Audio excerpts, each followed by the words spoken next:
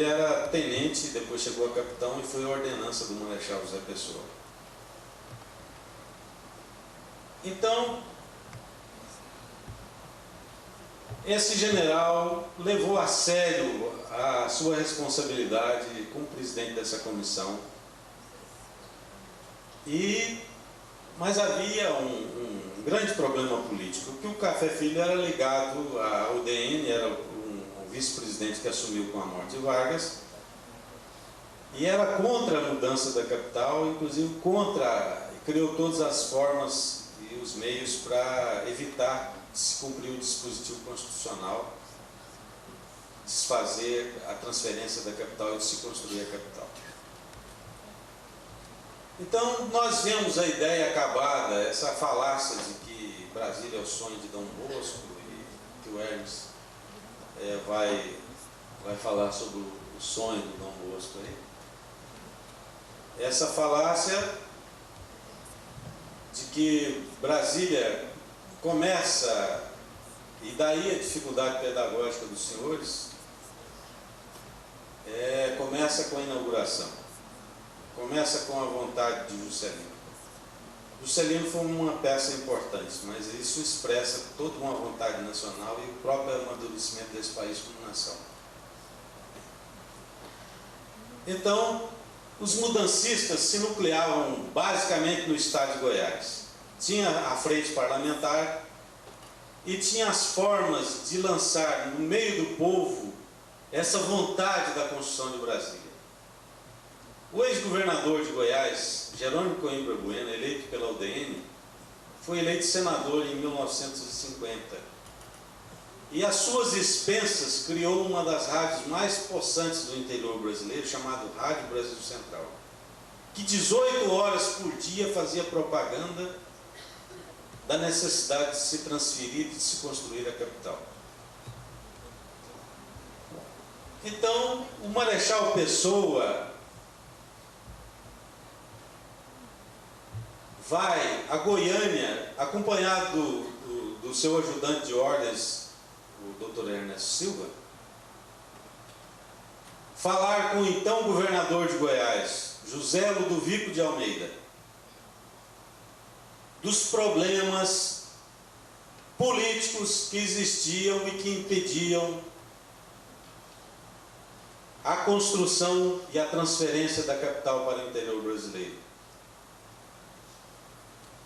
É que Café Filho e o governo federal, para não cumprir, não iniciavam o processo de desapropriação das terras para que se iniciasse efetivamente a construção. E mesmo doente, ele chega a Goiânia e coloca para o governador José Ludovico de Almeida, o Juca Ludovico, o problema político, que era a negativa de Café Filho como presidente da República de cumprir a Constituição e de criar os meios efetivos para a transferência à Constituição. E que isso tinha que ser feito imediatamente. Juca Ludovico, numa noite, e o professor Ernesto Silva, em algumas vezes, inclusive alguns anos atrás, quando eu o entrevistei, relata isso com perfeição, de minuto a minuto. Juca Ludovico dava uma festa em palácio.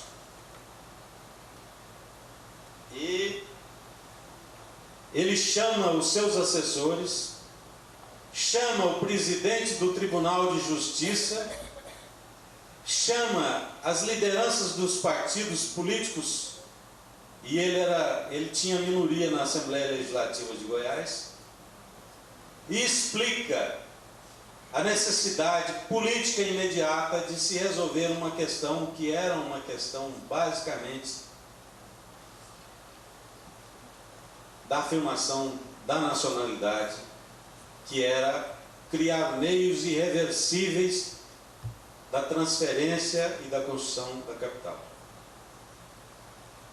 Então, em uma madrugada, ele e os seus assessores redigem um decreto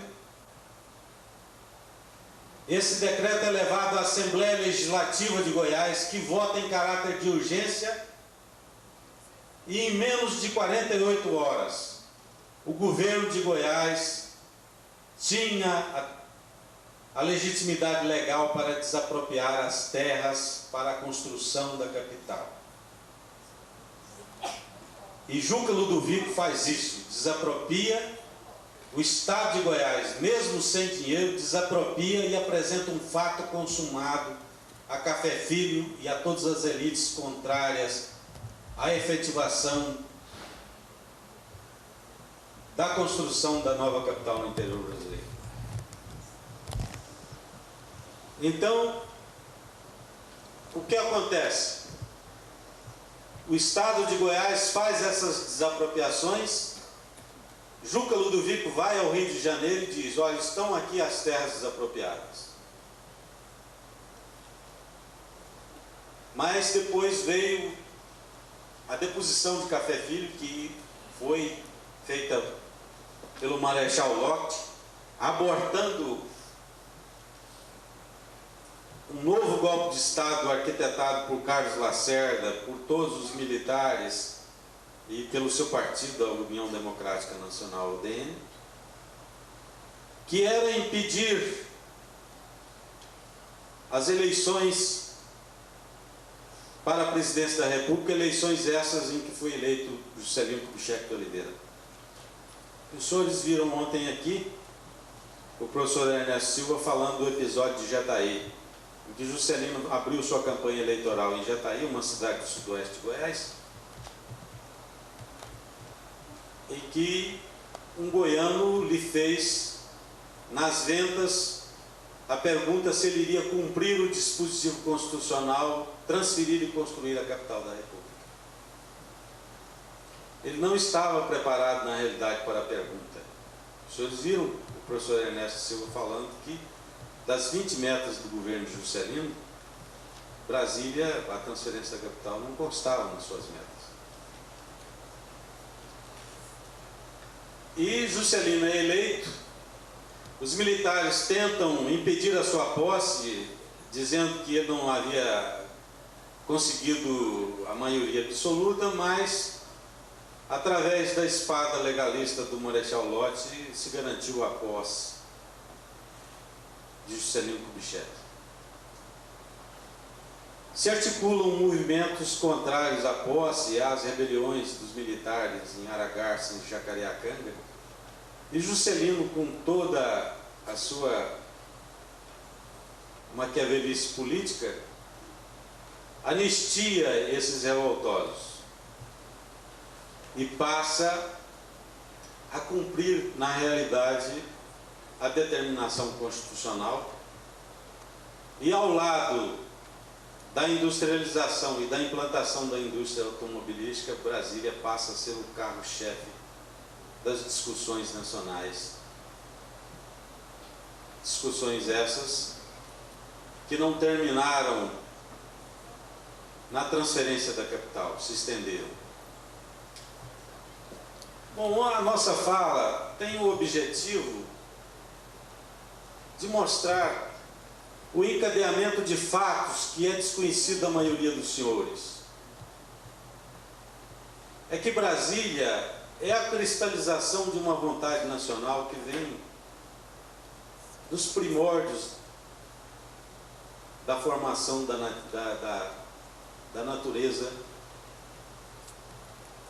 política e ideológica das vanguardas a partir dos Inconfidentes Mineiros. Isso é desconhecido, porque isso não consta na história oficial, nem interessa. Mas o que tem a ver essa fala nossa com o vazio pedagógico e didático em relação à própria história de Brasília? É que nós temos o privilégio e a responsabilidade, como disse a Clara aqui, de que uma das peças mais importantes é a história oral. Nós temos o privilégio e a responsabilidade de fazermos a verdadeira história de Brasília, porque nós contamos com os atores sociais dessa construção. Você não vai arrumar, não. Ontem aconteceu um fato belíssimo aqui entre a divisão da história oficial e a história escrita pelos heróis anônimos. Nós vimos aqui Ernesto Silva, que talvez, ao lado de Bernardo Sayão, tenha sido a última geração de homens públicos a passar para a história como verdadeiros homens públicos. Porque, e aqui eu acho que até tem mães que tenham filhos que tenham vindo ao mundo através das mãos do pediatra Ernesto Silva. Esse homem que, como Sayão, foi o poder, exerceu o poder, até bem pouco tempo, precisava trabalhar como médico da fundação para sobreviver enquanto ser social. Então, é uma linha de história que marca os homens públicos e essa fase histórica que nós estamos vivendo. Os diretores da Nova Cap, Ernesto Silva e Bernardo Sayão, podem vir à frente de nós, professores, se colocarem à nossa disposição para quaisquer questionamentos, porque na realidade, quando eu falo os últimos homens públicos, eu falo de uma fase em que hoje a moralidade administrativa caiu aos níveis mais baixos da história desse país. E Ernesto Silva, que foi o poder, e nós vimos aqui, ele viveu todas as fases, e ele gosta de ser chamado de Dr. Ernesto Silva, e não do militar da reserva que ele é também. Ele é um homem que, sendo poder, exercendo o poder, não ficou rico, não roubou, não usou esse poder. Isso mesmo.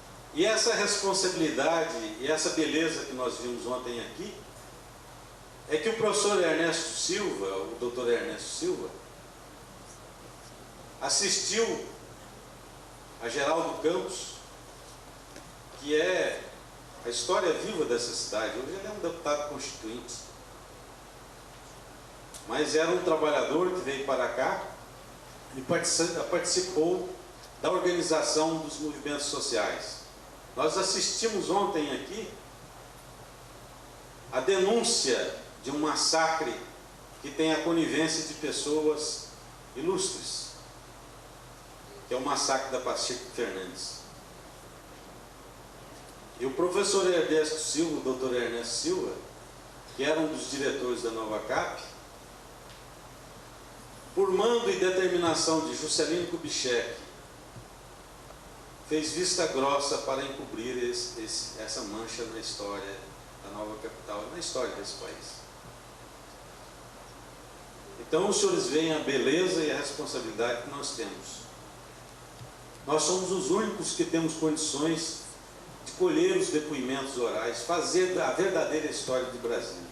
Não no estilo rococó de um Borges Hermida qualquer, mas com a coisa mais viva, palpável, que pulsa, que são os atores sociais dessa coisa fabulosa que é a construção da capital e o que ela propiciou para o interior brasileiro.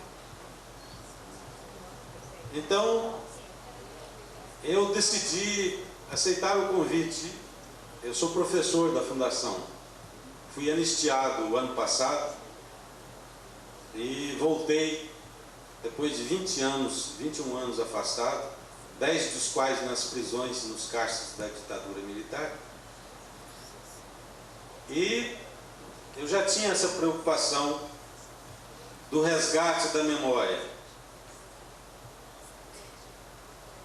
A memória desses atores sociais.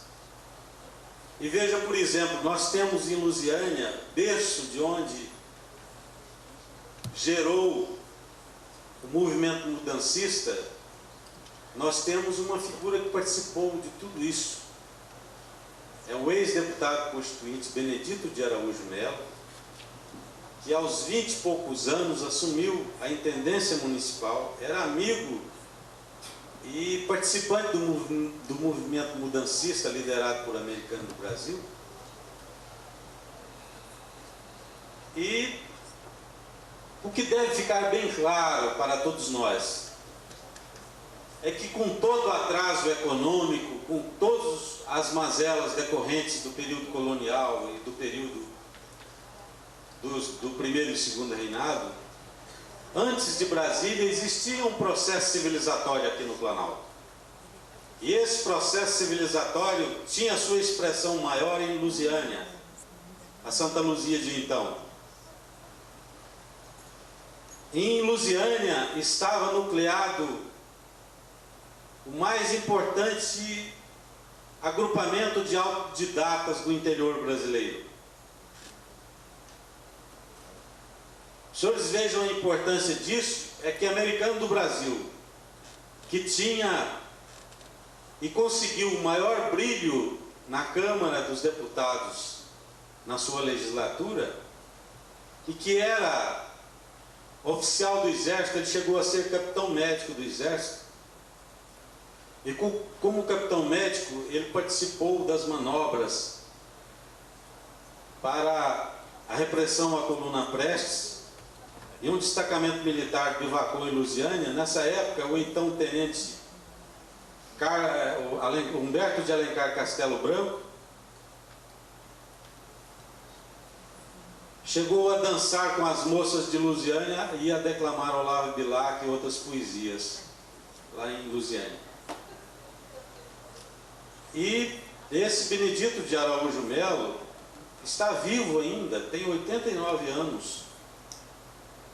Nós temos condições e obrigação de colher os depoimentos dele. Ainda mais que ele participou depois das outras fases necessárias à efetivação de Brasília e à transferência da capital. Então vejam os senhores a oportunidade e a responsabilidade que nós temos. Nós temos esse pessoal todo ainda vivo em Brasília. Nós estamos numa luta contra o tempo de tomar o depoimento dessas pessoas e de se estruturar uma história viva e real e objetiva para que nós leguemos isso não só a esses estudantes que estão nos bancos escolares à nossa frente, como à posteridade. Eu não posso até fazer um juízo temerário e irresponsável, mas eu não tenho conhecimento de que a história ensinada nos colégios de Brasília tenha as assertivas corretas com relação às verdades históricas e políticas que existem na pré-história de Brasília.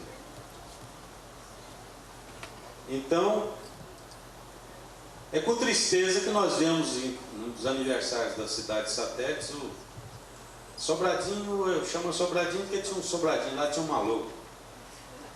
Taguatinga era o pessoal que levou umas pancadas na cidade livre, lá na zona da Lonápolis, e correu no Cerrado e ficou lá. Ceilândia, eu não sei o que tem.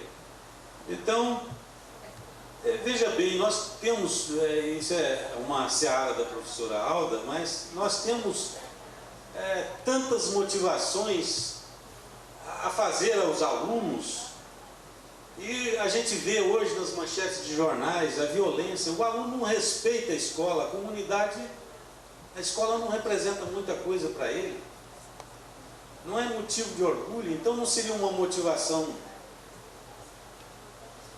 O que para nós é uma obrigatoriedade em termos de resgate histórico, motivar essa criançada, esses jovens, para que eles se orgulhem, mesmo que lhe falte arroz, feijão, pão na panela, mas aquele que não dá conta de levar o sustento e uma dignidade ideal de vida, participou da construção dessa cidade, morou na Candangolândia, morou na velha CAP, e numa razia em que se estruturou a campanha de erradicação, que veio através da corruptela de Lante se transformar em Ceilândia. Hoje eles domaram o Cerrado e já, pelas leis do capitalismo, já estão sendo expulsos para a cidade dormitório, porque nem na Ceilândia estão podendo morar.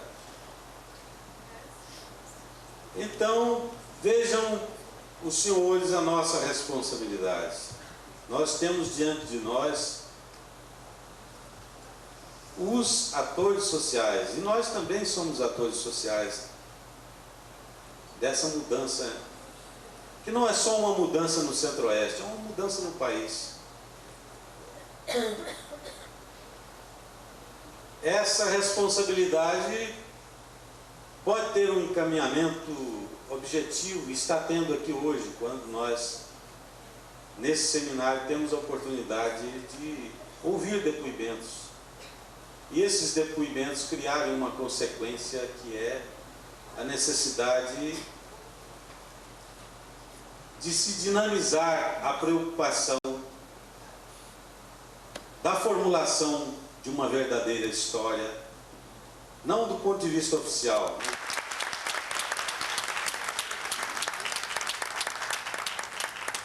Bom, pessoal, eu vou ver se consigo ser relativamente breve, dado o adiantado da hora. E, inicialmente, devo informar aos colegas que sou também mais um migrante, mais um desgarrado da terra, que foi obrigado a se deslocar das suas origens pela absoluta falta de condições. Essa é uma velha história no Brasil. De modo que, ainda adolescente, lá por volta da década de 50, no Nordeste, principalmente no brasileiro, eu comecei a ouvir os ecos distantes da construção de uma grandiosa cidade nos confins do Brasil. Para mim, Goiás era muito distante, uma coisa realmente onde só tinha índio, onde só tinha floresta. Logicamente isso não é realidade, mas era na minha cabeça, de adolescente, a inauguração de Brasília, as favelas e as periferias que vão surgir. Realmente não vou ver discussões, mas isso aí é uma outra história. De forma que, de uma maneira geral, então, no rastro dessa utopia oficial, eu me desloquei para Brasília com todas essas expectativas, com todos esses sonhos na cabeça. Mas trajetória pessoal à parte, né? Mesmo vivendo em Brasília há 5, 10, 15 anos, eu não conseguia entender direito o significado de Brasília. Por que Brasília? Por que Brasília foi construída em meados da década de 50 e não antes? A questão não vinha sendo discutida, debatida desde o Brasil colônia? Sim, muito antes do sonho profético de Dom Bosco.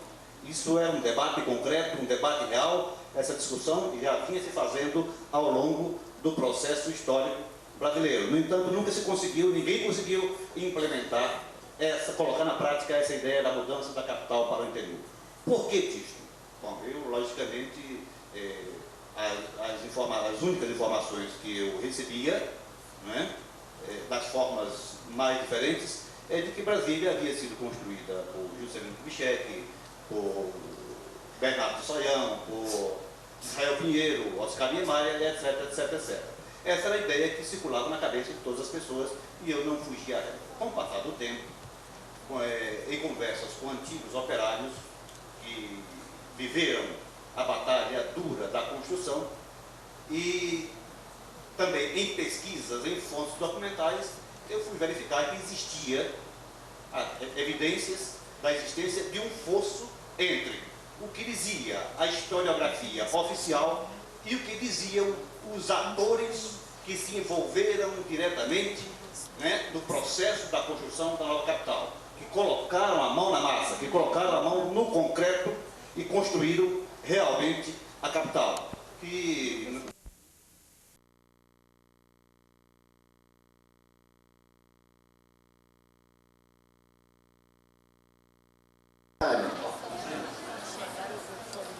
não paga mais caro, o professor não vai reparar.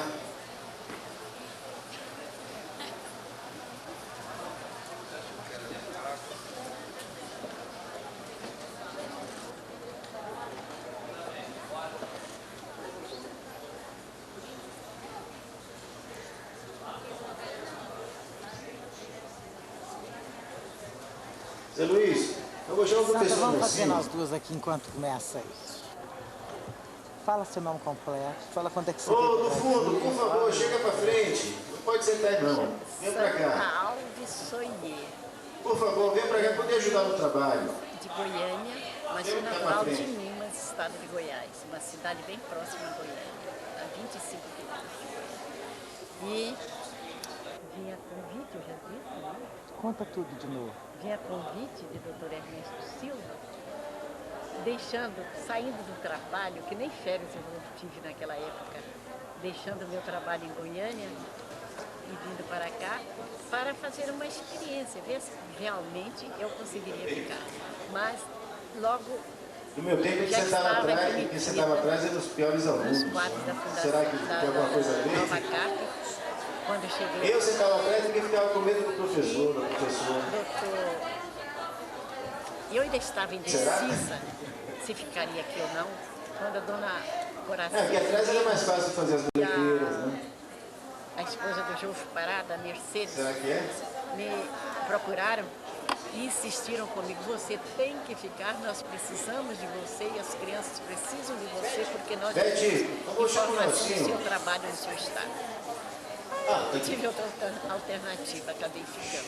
Isso foi em dezembro de 1956. Bom, o trabalho de agora de tarde. Trabalho no Centro de Ensino número 1 da cidade. Bom, eu cheguei em Brasília em 71, com 10 anos de idade, porque meu pai era militar. E ele foi transferido, das muitas vezes que ele já foi transferido, uma delas foi Brasília. Mas eu lembro que eu estava em Belém do Pará, e ele chegou em casa e falou assim, me deram duas opções, ou eu vou para Belo Horizonte ou para Brasília. O que vocês acham? Eu não sabia nem o que achar, né? Porque eu estava tão acostumada, meu pai chegar e dizer, agora vamos para tal lugar, vamos para outro. E que eu achei interessante que Brasília me surgiu como uma coisa nova, 0 quilômetro. Aí eu falei pro meu pai, então vamos para Brasília, né? A gente está junto, vamos para lá. Aí viemos para cá. Daí eu cheguei, a primeira impressão que eu tive é que realmente era uma cidade nova, totalmente diferente da cidade porque eu passei, primeiro Rio de Janeiro, depois, saí da minha terra, né, no Rio Grande do Sul, depois fui para o Rio de Janeiro, depois fui para Belém do Pará, e finalmente aqui, né, e estou até hoje. E por coincidência do destino, casei com meu marido brasiliense, nasceu de parteira no Núcleo Bandeirante, e ele viveu realmente o começo da cidade, brincava na rua e viu a cidade crescer. E ele me conta muita coisa. E as coisas que ele me fala são coisas assim, interessantíssimas. A gente nota que, às vezes a gente pensa assim, Brasília é tão diferente, né? Não teve um começo assim como as outras cidades. Mas teve sim. Se a gente for pesquisar, conversar com as pessoas que aqui estavam desde o início, a gente vê que teve um começo. Agora, eu realmente